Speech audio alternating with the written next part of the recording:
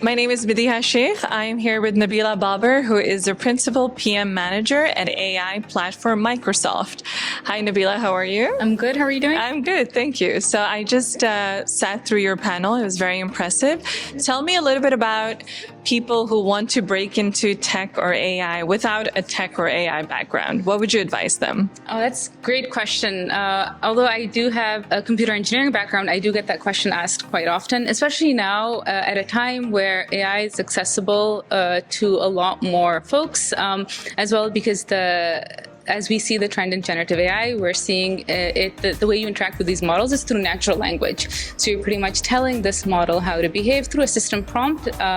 So it's a lot more accessible to folks as well. So the way I would recommend for folks if they want to kind of break into AI would be, I would do a few things. One, I would learn programming. I'd learn Python or some other language that you're familiar with. I'd learn some fundamentals like maybe linear algebra, because that will help you understand how vectors work.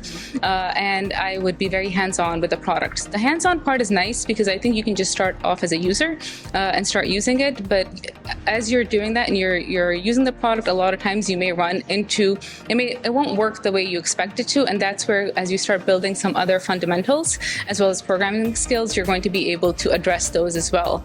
So in parallel, you can do a few different things. I'd focus on those three. Yeah, that's amazing. I was listening to your talk, and one thing that really caught my eye was that you said, I used to seek mentorship, but now I seek sponsorship. Can you elaborate on that a little bit?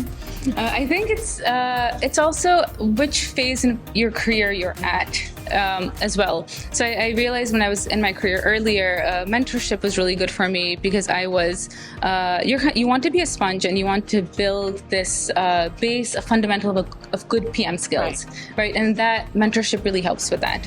As you grow in your career though, there are a lot fewer opportunities to grow. And in that, then you have to shift your strategy where you're looking for sponsorship.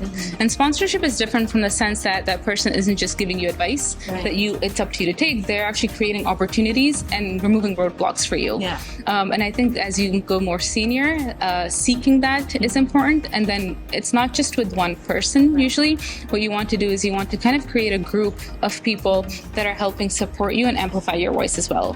And a lot of times what I do is I have a strong relationships with my engineering counterparts. I think that amplifies my voice. Having strong relationships with your boss's peers, that amplifies your voice and your skip as well. But thinking specifically around sponsorship, it is very different than mentorship, where you're getting advice. You need to provide value, and then you need opportunities that help you add more value. Yeah.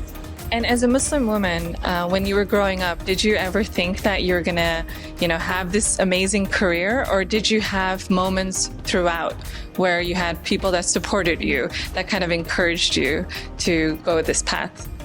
As a Muslim woman, that's a good question. It's interesting. I don't think about being Muslim first and then being in tech, but it's someone who wears a hijab. I think it's so obvious and you stand out so much. Everyone else realizes that you're inspirational for women. Yeah. So as growing up, I have two brothers. I have no sisters. I have a dad, and then I have my spouse who's very supportive as well. And then at work, I have a lot of coworkers as well. Engineering school, it was all men. I've always been surrounded by a lot of men, and they have supported me in many different ways throughout my career.